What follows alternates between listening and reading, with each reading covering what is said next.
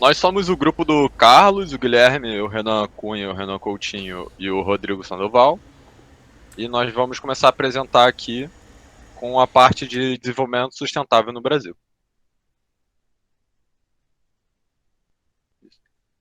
Então, para que possamos compreender o desenvolvimento sustentável, ele está intimamente relacionado com todas as questões econômicas e devemos, primeiramente, compreender o seu conceito. Dessa forma, entende-se como desenvolvimento sustentável a forma de desenvolvimento que seja capaz de satisfazer as necessidades de uma geração presente, sem que para isso seja comprometida a capacidade das gerações futuras de se satisfazerem também. Ou seja, o desenvolvimento sustentável prioriza que o desenvolvimento econômico atual deva ocorrer de uma maneira inteligente e responsável, e que ele não seja capaz de impedir que as próximas gerações também se desenvolvam com os mesmos potenciais, riquezas e com a mesma qualidade e oferta de recursos que nós dispomos nesse momento. Alguns dos maiores obstáculos do desenvolvimento sustentável atual é o consumismo e as empresas que buscam se aproveitar disso para obter o lucro, muitas das quais você já deve ter escutado falar, por exemplo, da obsolescência programada, que se baseia principalmente ali em produtos com sua vida útil delimitada, para com isso aumentar as vendas de determinados produtos. O principal ponto levantado em relação a isso é o tempo de vida baixo comparado principalmente com eletrônicos de hoje, em relação aos eletrônicos antigos de 2000, 1990, que deveria acontecer de maneira oposta, levando em consideração o desenvolvimento tecnológico. Ao contrário do que fala o senso comum, o desenvolvimento sustentável não é contra o desenvolvimento econômico. Muito pelo contrário disso, o desenvolvimento sustentável é a favor do desenvolvimento econômico e social. Para que ambos aconteçam de forma natural e sustentável, esse não pode se sobrepor aos anseios e às necessidades das futuras gerações, e muito menos às questões ambientais e sociais.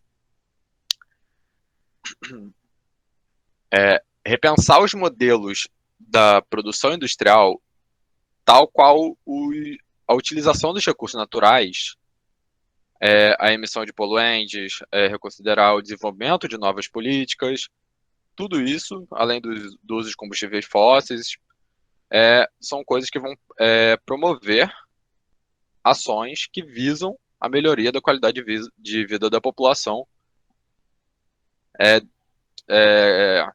ligadas ao modelo de desenvolvimento sustentável em aplicações que já são aplicadas em muitos países e também no Brasil. Para a implementação desses programas, tem modelos e sistemas que necessitam de grande necessidade,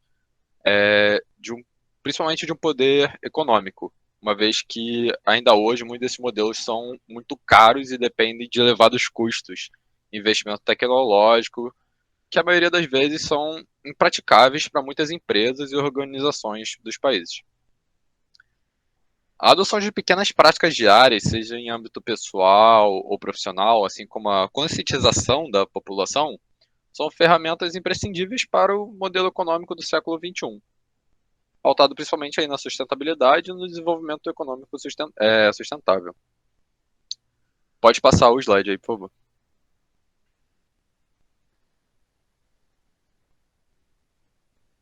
Então, o crescimento econômico levou à degradação dos solos, dos mares, da fauna, da flora e criou um abismo entre pobres e ricos. Isso pode acarretar na perda da capacidade de governar, no geral. Esses acontecimentos se orientam a humanidade a um impasse estrutural em relação ao crescimento contra o desenvolvimento social. A diferença entre o crescimento e o desenvolvimento é que o crescimento não leva à igualdade social, porque não interessa com nada além da produção de riqueza. O desenvolvimento também se preocupa com a geração de riquezas, mas tem o objetivo de distribuí-la à população e leva em consideração a qualidade ambiental do planeta. Agora, falando um pouco sobre a cultura sustentável, A cultura sustentável, por exemplo, é um dos pilares da sustentabilidade e está sendo cada vez mais conhecida pelas pessoas e também adotada pelos governos e ministérios através de diversas iniciativas que combinam a cultura de sociedade com a sustentabilidade. Com isso, o intuito é envolver sempre a população e mostrar como pode ser simples e fácil levar uma vida mais sustentável, que não agrida de tal forma o meio ambiente e traga benefícios para o seu convívio. Através da cultura, é possível avaliar o passado e criar melhores iniciativas para o futuro, e com esse segmento é de uma extrema importância para a sustentabilidade. A população também é mais propícia a seguir determinados segmentos de um conceito, por isso a cultura sustentável não é o único, mas um dos mais importantes. De qualquer forma, o desenvolvimento sustentável sempre deve pensar em todos os seus aspectos, criando ações para cada caso, assim como estabelecendo metas e colocando em prática todo o seu planejamento. No Brasil, o incentivo fiscal que determina como vai ocorrer a cultura da sustentabilidade.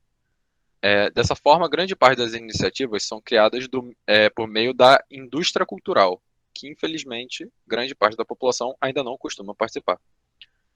A cultura é um segmento extremamente fundamental para a sustentabilidade. A própria Organização das Nações Unidas para a Educação, Ciência e a Cultura afirma sobre a importância de todas as culturas e das políticas que envolvem para apoiar o desenvolvimento sustentável de cidades, no setor econômico, político e também social. Através do ideal cultural, é possível apontar vários problemas na sociedade no âmbito do desenvolvimento sustentável. Dentre eles, podemos citar aqui acabar com a pobreza, por exemplo, é uma das necessidades da sustentabilidade, mas que pode ser abordada por meio da cultura. Isso porque esse problema também está relacionado com a dificuldade para ter acesso à educação e a falta do conhecimento dos valores culturais por parte de muitos cidadãos. Nesse contexto, a democracia é um aspecto muito importante na sustentabilidade e que também se vincula bastante com a cultura. Além disso, questões como perspectiva de gênero, consumo responsável e educação também são aspectos de grande importância na cultura sustentável. Encerrei aqui a minha parte, pessoal. Bom, a concepção de responsabilidade social por parte das empresas, ela vem sendo bastante difundida, especialmente nos países mais desenvolvidos, onde as empresas enfrentam crescentes novos desafios, impostos principalmente pelos seus consumidores, pela pressão, né, de grupos da sociedade organizada e também de legislações dos países em cima desse tema. Tá? Principalmente no quesito, como foi dito anteriormente, na proteção ambiental, produtos mais seguros, produtos menos nocivos à natureza e cumprimento de normas éticas e trabalhistas também é um ponto bastante relevante. Pode passar. Em torno desse conceito de responsabilidade social, a ECA, que é uma associação espanhola de contabilidade e administração de empresas, ela lista, né, vários termos que estão relacionados a esse tema. Tá? Eu listei eles aí. A gente tem ação social, que é uma ação voluntária expressa de recursos econômicos, muitas vezes realizada pelas empresas, com projetos externos e de caráter principalmente filantrópico, tá? Visando sempre o desenvolvimento socioeconômico da circunvizinhança da empresa. É a principal ação, e a auditoria social, que é uma avaliação sistemática do impacto social que a empresa tem e tem focado também bastante nas normas dos países e etc. O Código de Conduta, que é uma expressão formal de valores e boas práticas da organização, como caráter orientador e normativo. Tá? Às vezes também pode se aplicar também em fornecedores e outros prestadores de serviço, ou seja, quando a empresa ela vê não só que a sua empresa é responsável, mas também aquelas que trabalham com ela também devem ser corresponsáveis. Código de bom governo, que é o pronunciamento formal de valores e boas práticas dos órgãos de gestão da administração, ou seja, também tem que ter um caráter que a própria alta administração tem que estar cumprindo. O desenvolvimento sustentável, que é um modelo de desenvolvimento que busca compartilhar uma exploração racional de recursos naturais, né? Ou seja, sempre se vai desmatar, vamos colocar, como é que a gente vai fazer isso de uma menos nociva à sociedade? Se a gente vai produzir algum resíduo tóxico, como é que a gente vai descartar esse resíduo? E aí vai, ou seja, sempre tentando fazer com que o resíduo da empresa sempre seja menos nocivo possível. A empresa cidadã, que é uma concepção de empresa como um membro integrante da sociedade. Tá? Então, não é uma... É como se ela também, enquanto organização, fizesse parte da sociedade. Ética empresarial é o estudo da aplicação da norma, da moral, e aí empresarial. Uma filantropia estratégica, que é uma ação social da empresa. Mais para frente eu vou falar sobre uma diferença que tem sobre responsabilidade social e a filantropia. A gestão ambiental, que é a gestão orientada para a prevenção, redução e eliminação do impacto ambiental negativo. No marketing com causa social, que é a campanha como apoio de comercialização dos produtos. Então, se eu faço replanto faço um reflorestamento, então eu vou usar dessa ação como marketing para minha empresa, porque aí assim eu posso captar mais clientes, etc. A sustentabilidade cooperativa, o nome já diz, e a tríplice conta de resultados, que representa termos quantitativos, tá? O valor, ou seja, o valor econômico, o valor para o desenvolvimento social ou para o meio ambiente que as empresas criam ou destroem, que aí é uma quantitativo. Pode passar. Bom, depois de tudo, assim, apesar da expressão responsabilidade social, ela não possui uma definição consensual, tá?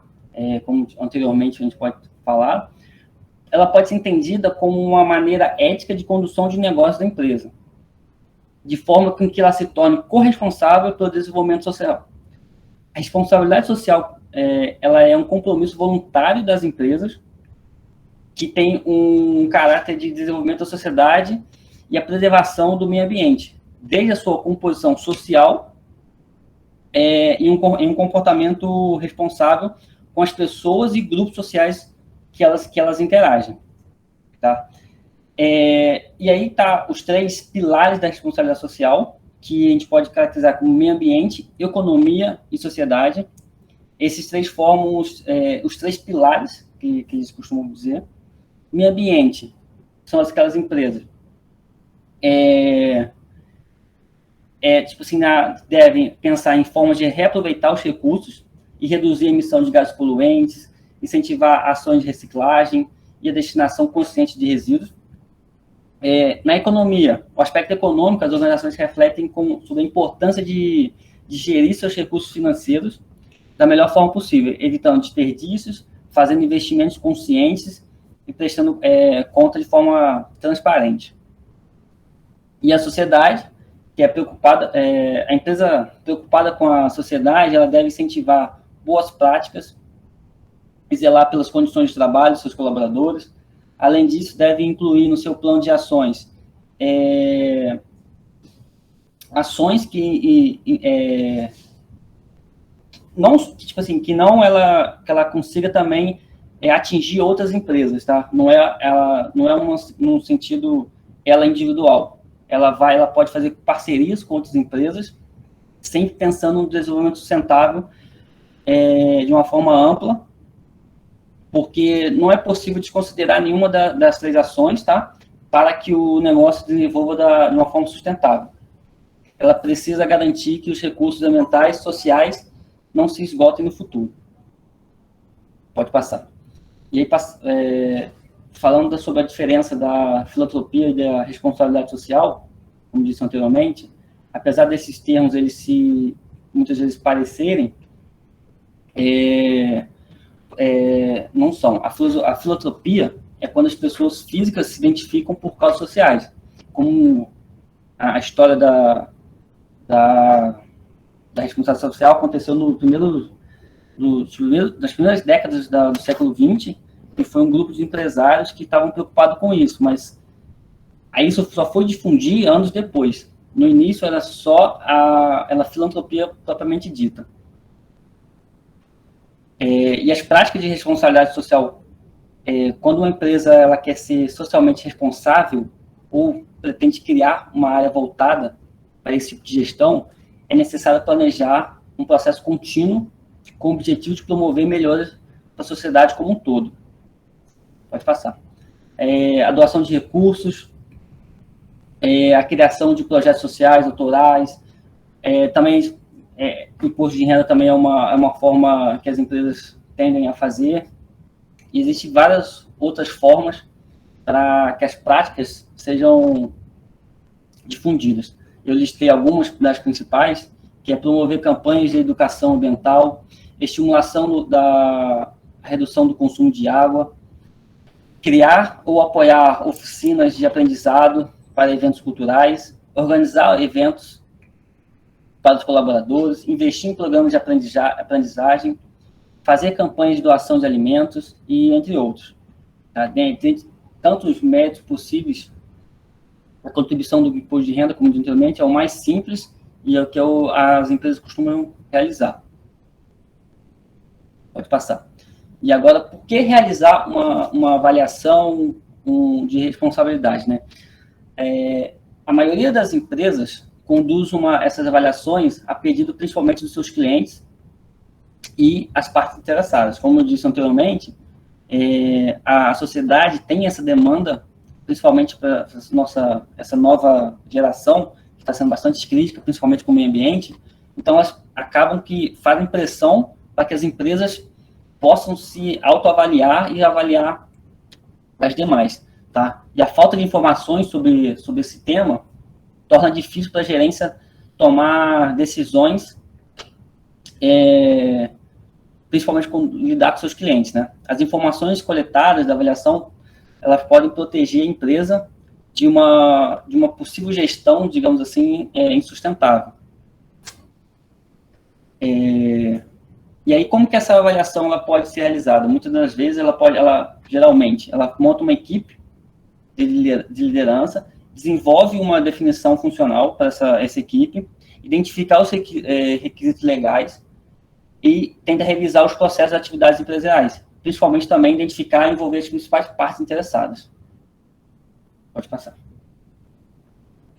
Bom, agora falando sobre o campo de empreendedorismo social, apesar de ser um fenômeno relativamente recente na sociedade mundial, ele pode ser encontrado ao longo da história, como foi após a Segunda Guerra Mundial, através de reformas profundas de hospitais. Nos Estados Unidos, as primeiras experiências começaram na década de 1960, enquanto no Brasil, em meados de 80, porém, se intensificaram mais na década de 90, com a Associação Saúde e Criança, que é uma organização que trabalha com uma metodologia pioneira para reestruturar e promover o autossustento de famílias e crianças em risco social, e o Comitê para a Democratização da Informática, que usa a informática para a transformação social de comunidades, estimulando empreendimentos, educação e cidadania. O empreendedorismo social é um campo de ação socioambiental e de realização de negócios, que visa atingir duas metas consideradas irreconciliáveis: geração de impacto social e valor econômico. Atualmente, desenvolve-se um debate sobre a definição desse campo de atuação, envolvendo o papel do empreendedor social na economia e a sua interação com a sociedade civil e políticas públicas. Drayton, um dos pioneiros desse campo, definiu os empreendedores sociais como indivíduos que atuam como três agentes de mudança, desenvolvem novas soluções para os problemas sociais, implementam essas soluções em larga escala e contribuem para transformar a sociedade. Na prática, o empreendedorismo social são enfatizados na prática do empreendedorismo social são enfatizados aspectos da inovação e da visão social, ou seja, a inovação no modelo de negócios e na forma de operação, bem como a construção de uma visão compartilhada de como atender demandas sociais e resolver os problemas ambientais. Ou seja, essas empresas existem principalmente para promover soluções que geram mudanças na realidade de pessoas e comunidades vulneráveis. Elas podem fazer isso oferecendo emprego, capacitação, oportunidade de tratamento de saúde, atuando na preservação do meio ambiente e entre outras frentes. O empreendedorismo social surgiu para suprir as necessidades que não são cobertas pelo Estado, atendendo em especial às demandas de populações vulneráveis. E os empreendedores sociais têm feito a diferença na vida de várias comunidades espalhadas pelo mundo. Seus projetos levam a alimentos, melhores condições de vida, profissionalização, informação e cultura, contribuindo para o bem-estar social e preservação de ecossistemas naturais.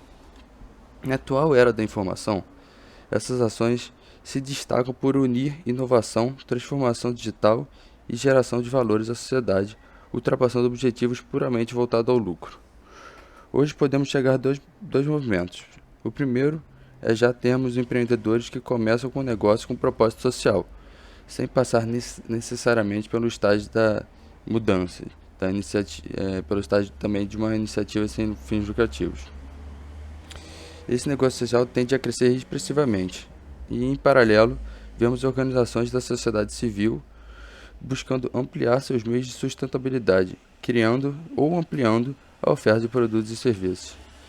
Também essa tendência tende a se fortalecer, uma vez que é muito difícil sustentar uma organização apenas por conta de doações. Afinal, o IPEA aponta a existência de mais de 780 mil organizações da sociedade civil, OSCS, no Brasil. Ainda que as doações venham a aumentar de forma significativa, fica muito difícil atender às necessidades de manutenção de todos esses contingentes. Como deve imaginar, é difícil medir os efeitos de cada empreendimento, principalmente daqueles de atuação local, mas estimativos. Uma das reportagens mais recentes, feitas pelo portal UOL, mostraram que as ações impactaram 622 milhões de indivíduos nas últimas 2 décadas. Esse dado consta em um relatório da Fundação Schwab, lançado durante o Fórum Econômico Mundial, em Davos, Suíça, realizado entre os dias 21 e 24 de janeiro de 2020. Como explicado acima, a Fundação dá suporte ao trabalho de empreendedores sociais que estão localizados em 190 nações. Os projetos levaram à distribuição de 6,7 bilhões de dólares entre comunidades vulneráveis. Também conseguiram importantes conquistas em prol do ambiente, como a redução de CO2 e, por consequência, também a diminuição do efeito estufa, evitando que 192 milhões de toneladas desse gás chegassem à atmosfera. Partindo agora para suas características, é necessário combinar diferentes conhecimentos para identificar e aproveitar as oportunidades, gerenciar pessoas e empresas e aplicar soluções originalmente empresariais para resolver os problemas sociais. Habilidades que tornam uma pessoa capaz de realizar atividades de sucesso, atitudes que expressam o propósito, crenças e atributos pessoais, e competência que nada mais é do que a mistura desses três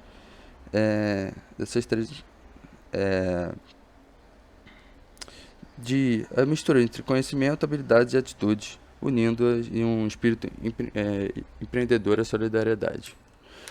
Falando agora sobre a diferença entre um empreendedorismo social e empresarial, eu fiz essa tabela mostrando exatamente a diferença e dá para ver notoriamente que o principal diferencial entre eles é que o empreendedorismo empresarial visa sempre o lucro, como vocês ver aqui. É mais individualista, produz bens e serviços focados no lucro, foca no mercado, o desempenho, como eu disse, é relacionado ao lucro, e ele visa satisfazer as necessidades de clientes e atender suas demandas. Em relação ao social, já é algo mais coletivo, os bens e os produtos que eles produzem são voltados para a comunidade e o foco deles é encontrar soluções para os problemas sociais e o desempenho é relacionado ao impacto na vida social das pessoas e também visa ajudar pessoas em risco, como eu disse antes.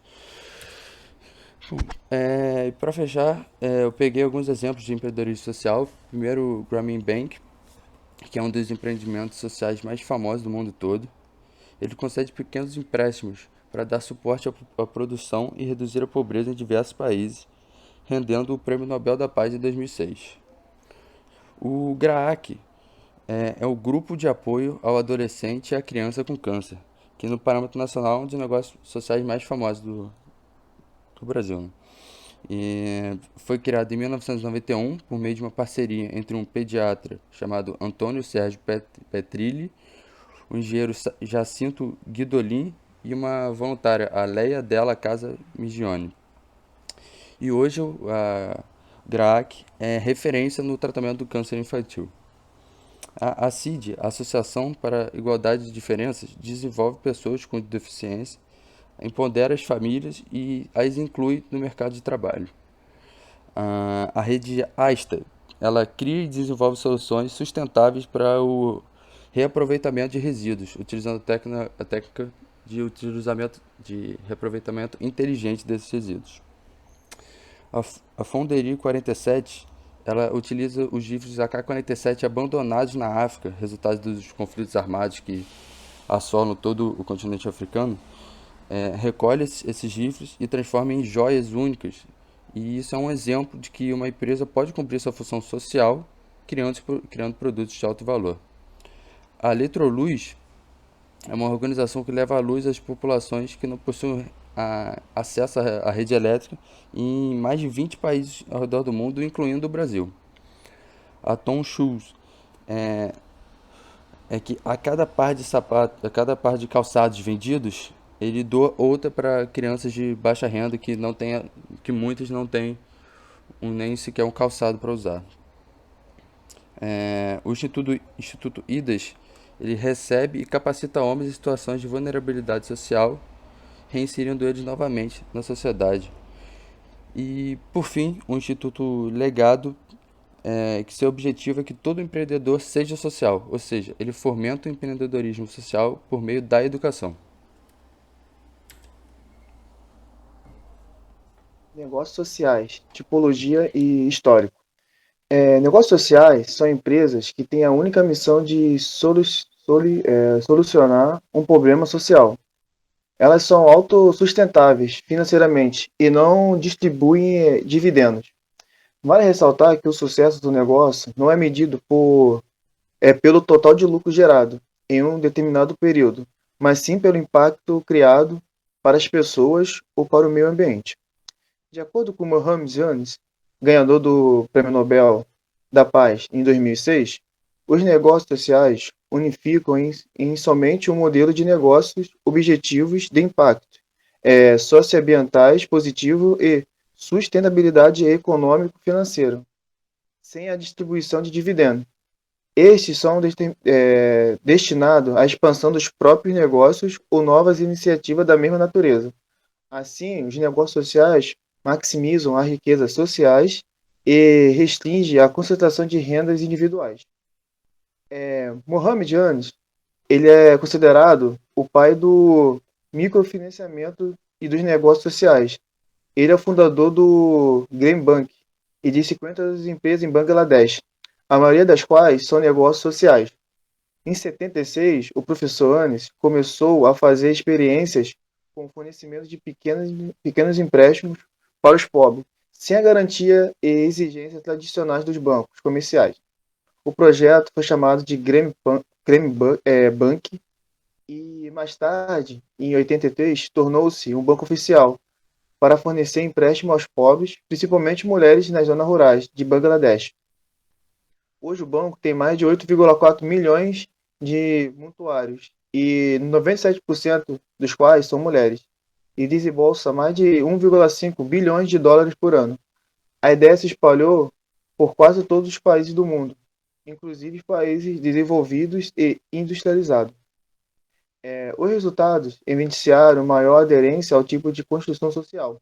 De acordo com o empreendedor descrito na obra de Kahn, esses estudos ajudará empreendedores e investidores a compreender melhores negócios sociais, auxiliando tanto no alinhamento dos modelos de negócio daqueles que querem receber apoio, quanto na decisão dos avaliadores sobre em qual negócio investir, apoiando assim a construção de mais estudos empíricos acerca do empreendedorismo e de negócios sociais. Pode passar. De acordo com Yannis, ele afirma que o modelo das organizações sem fins lucrativos, que acabam dependentes dos interesses externos para a execução de seus propósitos. E Dance, enquanto não há uma consolidação teórica sobre negócios sociais, ele pode ser estudado da perspectiva do empreendedorismo, cujas discussões estão mais amadurecidas. Nesta corrente teórica, há concordância com o entendimento de Kirley de que estas organizações se situam em meio a dois extremos: empresas com fins lucrativos e organização sem fins lucrativos. Entretanto, a abordagem proposta por Yannis, Mongens e Lehrman se diferenciam ao impor maior rigidez em relação à distribuição de dividendos. Os autores defendem que o proprietário de um negócio social não visa gerar lucro para si próprio, mas tem direito a recuperar seus investimentos iniciais, se assim desejar. O excedente econômico gerado deve ser reinvestido no negócio e, na última instância, revestido aos beneficiários na forma de redução de preços, serviços melhores e maior acessibilidade. Os negócios sociais se aproximam de negócios tradicionais em aspectos como produtos, serviços, clientes, mercado, custo e receita. Porém, difere-se no seu propósito principal, que é servir a sociedade e melhorar as condições de vida de população de baixa renda. Pode passar. Na imagem, observa-se os negócios sociais unem ao dinamismo de Bunsen tradicional, com as consequências da filantropia. Combina-se o melhor do Bunsen tradicional, que é o dinamismo e a eficiência, com o melhor do setor público e filantrópico, que é a consciência e a solução de problemas sociais. Pode passar. Os princípios dos negócios sociais. O primeiro objetivo será a redução da pobreza ou os mais problemas, como educação, saúde, acesso à tecnologia e meio ambiente, que ameaçam as pessoas e a sociedade. Não a maximização dos lucros. A outra é financeira e economicamente sustentável. Investidores recebem de volta somente o valor investido. Nenhum dividendo é pago além do dinheiro investido. Depois que o investimento for devolvido, o lucro da empresa fica na empresa para ampliação e melhorias. Ambientalmente consciente e os colaboradores recebem valor de mercado com melhores condições de trabalho. Pode passar. Benefício dos negócios sociais. Não depende de doação, ao contrário de ONGs ou de programas de governo. O negócio social é financeiramente autossustentável e sua receita cobre os seus custos e combina melhor budgets tradicionais. Mexe com mais dimensões de ser humano do que apenas fazer dinheiro. Ao contrário do budget tradicional, o negócio social não tem o objetivo de maximizar o valor aos acionistas. Tem significado e propósito, sendo por isso altamente motivador e libertador de todo o potencial criativo humano, resultando em grandes inovações. E o dinheiro doado para uma ONG ou uma instituição filantrópica, ela não retorna. O dinheiro investido em negócios sociais é retornado e pode ser investido em outros negócios sociais, depois em outros e assim sucessivamente. Então, o investimento em negócio social, ele se recicla. Pode passar. De acordo com Hank, estudou pequenas empresas fortemente enraizadas em seu contexto. E Kise, ele estudou as falhas de mercado. O primeiro considerou o empreendedor um agente de estabilização e regulação, e o segundo um agente de destruição criativa, capaz de criar novos mercados. Essa teoria já foram amplamente discutidas e testadas. A, a tipologia selecionada, ela assume que existe três tipos de empreendedorismo social. O primeiro é bricolagem social, construção social e engenharia social. A bricolagem é um conceito aplicável em empresas de qualquer porte e cabível, especificamente em empresas com baixa capacidade de aplicação de recursos, e permite pensar o negócio social sob uma nova perspectiva, introduzindo a possibilidade de inovação constante, permanecendo competitiva, mesmo em ambientes desafiadores e turbulentos. A forma como as oportunidades são identificadas, a capacidade de o empreendedor reunir os recursos necessários para explorá-las e a amplitude de impacto social gerada define a classificação, o que torna a tipologia aderente à visão do empreendedorismo como um processo. E, de acordo com Van der Haven, ele ressalta que a inovação social não se faz apenas com novas tecnologias, mas com propostas inovadoras e solucionadoras de problemas sociais concretos, que não podem ser endereçados pelos modelos de negócios e política pública já estabelecida. Os três tipos propostos estão alinhados com esse pensamento e situados de acordo com seus diferentes contextos, manifestações e efeitos. E aqui encerrar minha parte. A estratégia de um negócio social. Os negócios sociais compartilham várias semelhanças com os negócios tradicionais, e uma delas é o planejamento estratégico. Para formular o plano estratégico do negócio, pode-se seguir o modelo de plano de negócios, mesmo que o negócio social seja da forma mais básica. Seguindo esse modelo, o negócio deve definir a missão e a visão. Este é um passo extremamente importante para os negócios sociais, já que serão os responsáveis por ditar a conduta a ser assumida pela empresa. Realizar uma análise de mercado. Nesse passo, diferentemente dos negócios tradicionais, não se deve analisar as dificuldades de se entrar no mercado, competidores, etc.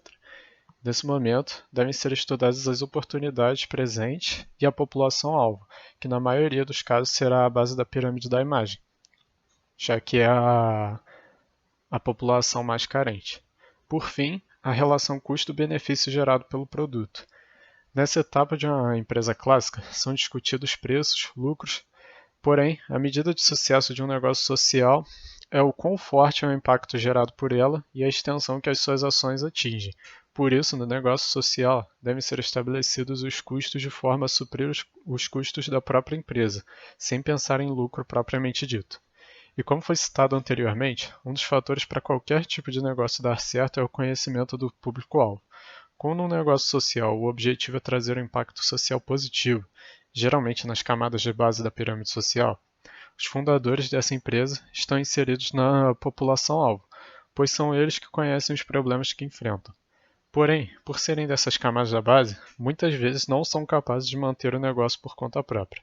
Dessa forma, faz-se necessário que os gestores dos negócios sociais, nos primeiros momentos da fundação do negócio, busquem apoio, tanto financeiro como de infraestrutura, para garantir que o negócio vai dar certo. E como o Brasil tem acompanhado o mundo no quesito de crescimento desse tipo de negócio, estão surgindo cada vez mais formas de apoio, como institutos, fundos, prefeituras que buscam apoiar esse tipo de projeto e os projetos sociais de grandes empresas. E após citar algumas similaridades dos dois tipos de negócio, devemos também comparar os dois tipos e apresentar as características que as diferenciam. Os impactos. Nas empresas tradicionais, partem do conceito do economista Milton Friedman, segundo o qual a única função social da empresa é gerar lucro para os seus acionistas. No impacto social, na empresa social, os impactos são empreendimentos que visam ser rentáveis e lucrativos, mas gerando impacto social e contribuindo para a redução da pobreza. Para os investidores, na empresa tradicional, o foco é o modelo de negócio no qual maximiza sua rentabilidade. Num negócio social, o foco é o projeto que mais traz impacto social. O público-alvo. Nas empresas tradicionais, a classe A, B e C. as partes mais do topo da pirâmide, como demonstrada na imagem. Já no negócio social, as faixas de renda mais baixas, também chamadas de base da pirâmide. As áreas de atuação.